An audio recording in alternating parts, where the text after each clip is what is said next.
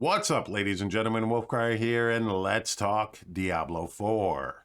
This is going to be my review of my experience with the D4 beta so far, and fair warning or spoiler alert, while I do have some concerns, this is going to be an overwhelmingly, unapologetically positive review. I had a ton of fun playing it, and I can't wait to dive back in. As far as the graphics go, I'd have to say that the team hit it out of the park in terms of the overall look of the game. The graphics and art are really, really well done. And while some tile sets are comparable to Diablo 3 areas, I struggle to see any real comparison between the two games in terms of looks.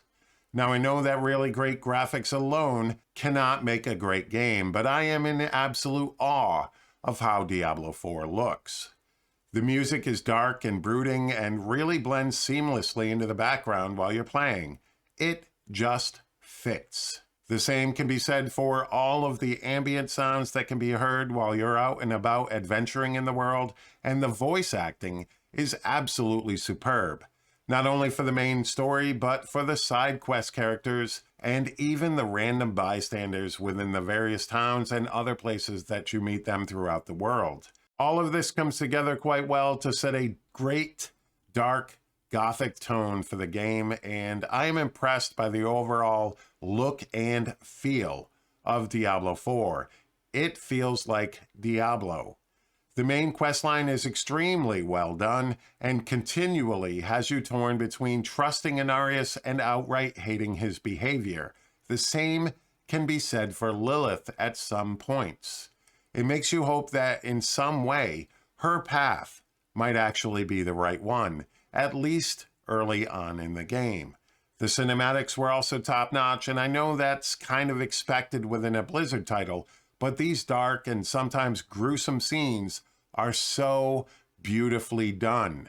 Dungeon design is right up there in quality as well, albeit sometimes they can feel a bit repetitive, not so much in layout or tile set, but rather in what needs to be done before you can move on to the next part of the dungeon. But then again, most ARPGs that I play suffer from that as well. So that's not really a deal breaker for me, especially since the beauty of their design overwhelms that small complaint. While my party and the people we were instanced with failed to beat Ashava the one time I was able to get on during that event, it was still a great experience. Even though it took quite a few minutes for us all to get into a rhythm during the battle, many reses were had by all, and it was still a pretty fun experience. I really enjoy the MMO light aspect of the game myself. I didn't find it bothersome or distracting at all, and I actually loved running into other players during events within the world.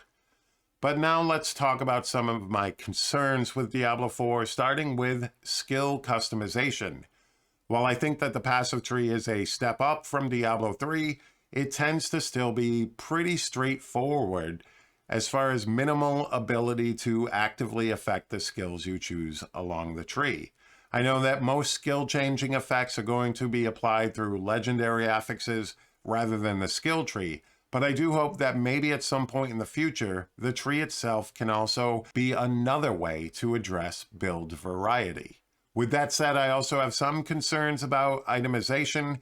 Early game seems to be just up arrow equals good, but I am assuming that later in the game, you will want to chase not only item power, but specific affixes on your gear as well. I'm also really hoping that there are enough legendary affixes in the game to be able to customize your character's skills in meaningful ways to avoid being pigeonholed into specific best-in-slot pieces of gear based on your chosen skill, a la Diablo 3 and its issue with the power of sets. The good thing about Diablo 4 being a live game is the possibility of adding even more affixes or even skills as the game goes through its life cycle. At least that's my hope.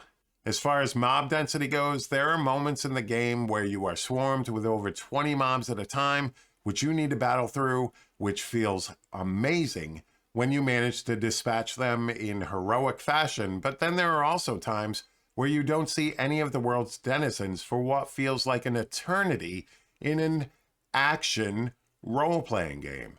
I also wish there was an option for a map overlay rather than opening up the world map when you want to see where you want to go next. And I was hoping for a more robust crafting system in Diablo 4, but that doesn't currently seem to be the case, at least from what I experienced in the beta. Maybe this can be expanded upon as the game progresses, but we'll have to wait and see.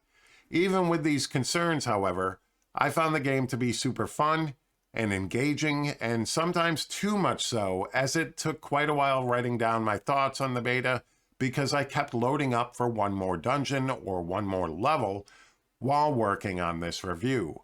All in all, I am still extremely hyped for Diablo 4 and look forward to the game's release. I can't wait to get my hands on the Druid next week and jump back into D4 playing with some friends. But with that, ladies and gentlemen, I want to say thank you so very much for taking the time out of your day to watch this video. I always greatly appreciate it.